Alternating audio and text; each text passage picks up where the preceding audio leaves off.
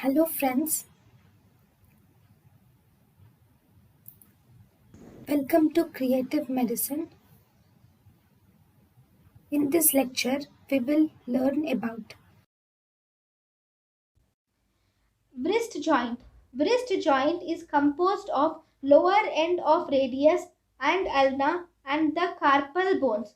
Lower end of radius appears by 2 years of age and this lower end of radius fuses with the shaft by 18 to 19 years of age.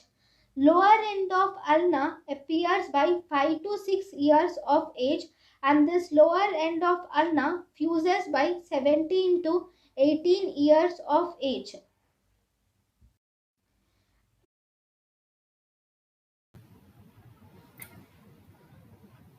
thank you and thank you for watching.